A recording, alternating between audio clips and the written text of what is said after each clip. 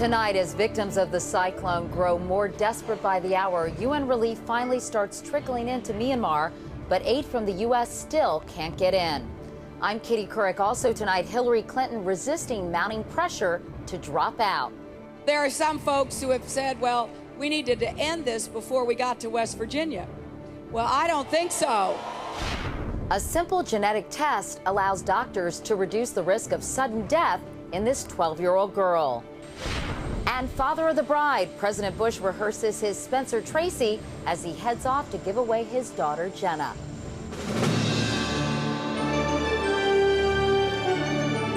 This is the CBS Evening News with Katie Couric.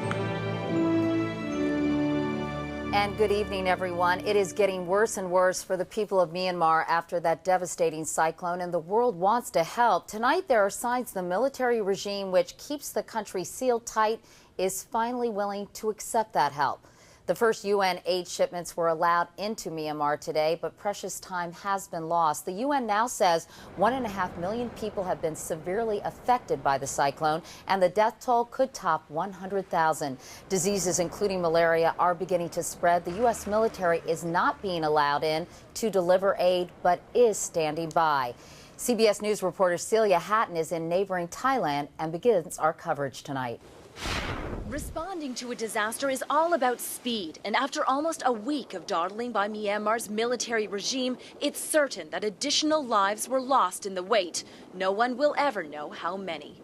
I've never responded to an emergency, especially of this scale and scope, and after 5 or 6 days still be sitting outside of the disaster area. Only 2 UN planes got into the devastated country today. The greatest fear is that people who barely survived the cyclone might not be able to hang on much longer for aid to arrive as they battle the possibility of dehydration and disease. Thailand and Indonesia are credited with opening their doors after the Asian tsunami in 2004, relaxing rules and regulations to allow relief organizations to move in quickly, ensuring survivors would stay alive. The problem for the Burmese generals may well be that accepting outside aid means bringing in outsiders. The Myanmar regime has kept power for decades, in part by keeping the country isolated. This 21-year-old cyclone survivor escaped the country 1 day ago. She's hiding her identity, fearful the military regime would punish her if they knew she was speaking out against them. She says the regime wants to control everything that goes on inside the country, even charity work. Doing some social works, it's forbidden in our country because that is against the will of the government. To the generals, these wasted days were a grim calculation. Letting in massive aid could threaten their hold on power, and by all calculations, their power remains far more important to them than their people. Celia Hatton, CBS News, Bangkok.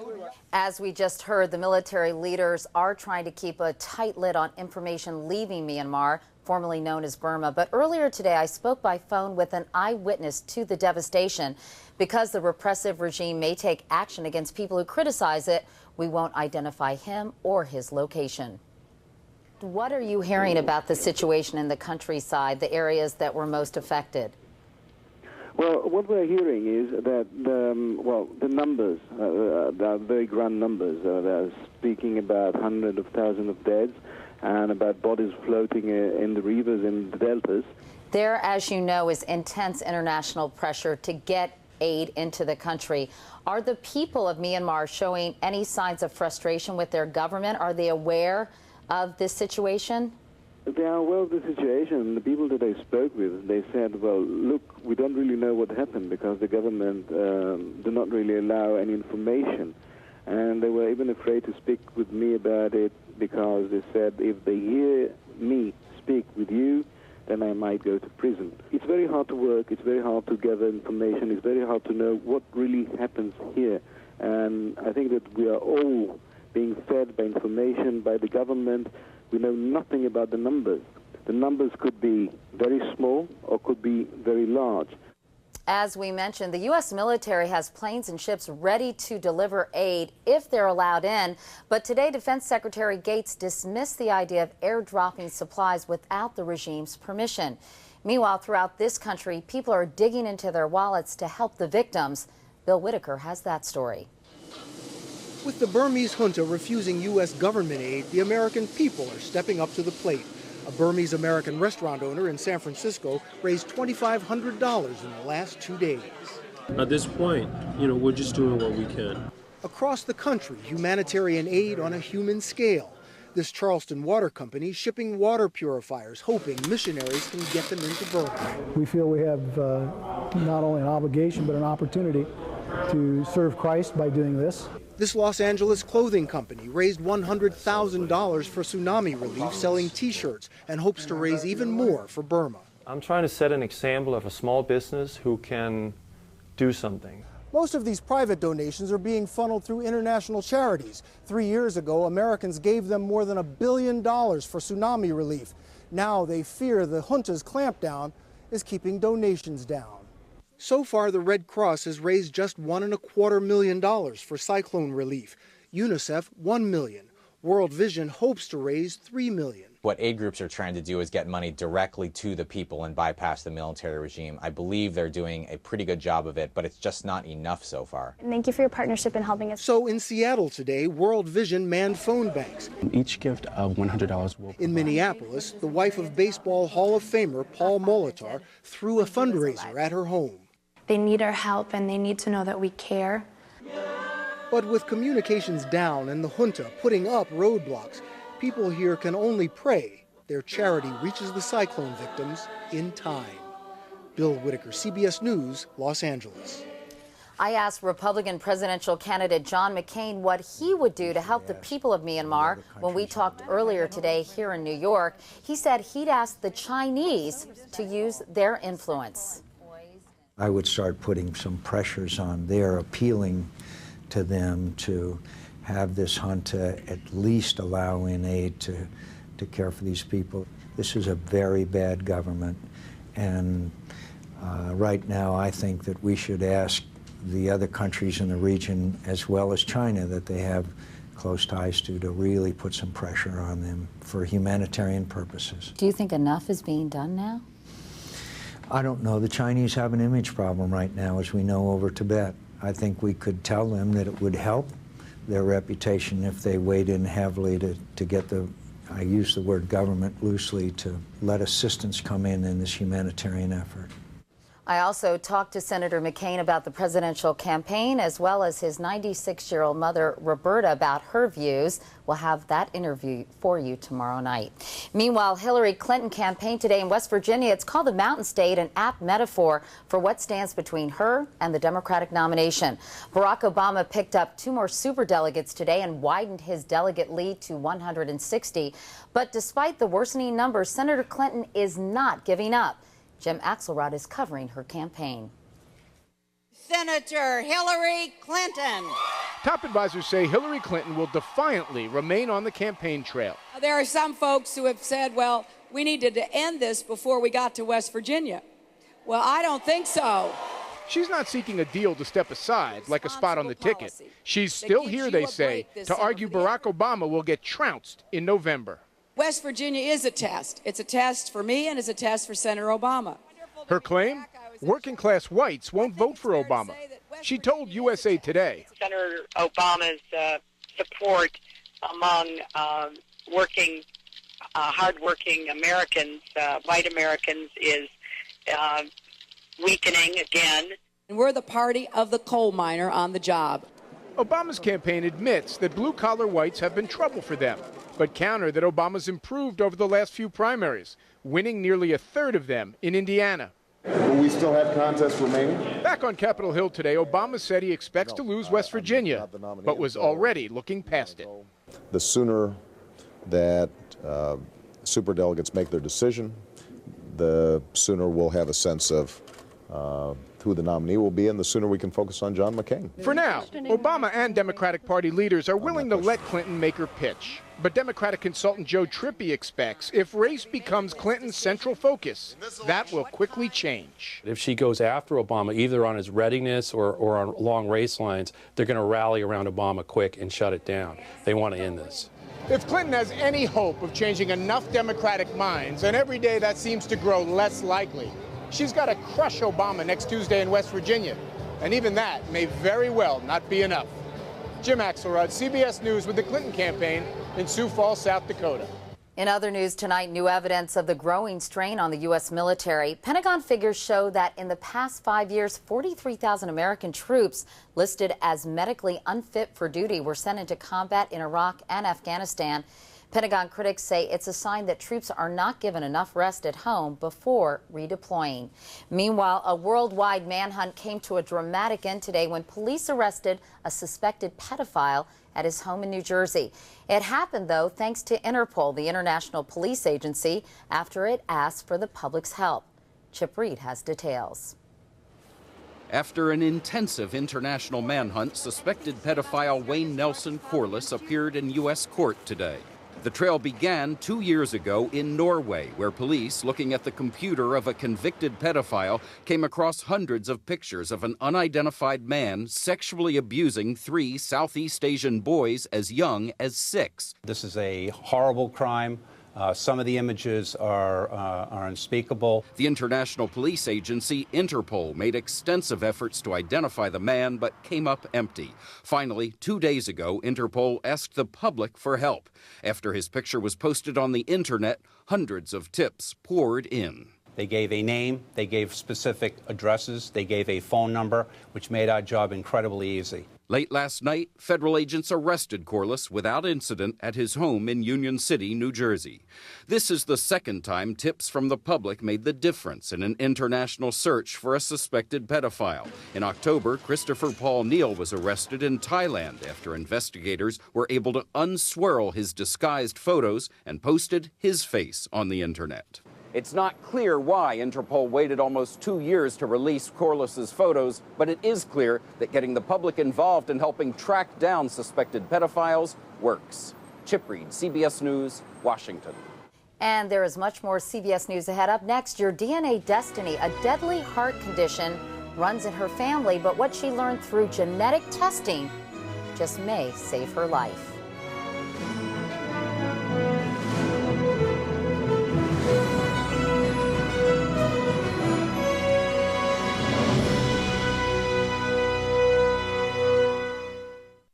It is one of the wonders of science, genetic testing. Doctors can now pinpoint DNA defects that lead to dozens of diseases, including a serious heart condition that affects over 500,000 Americans.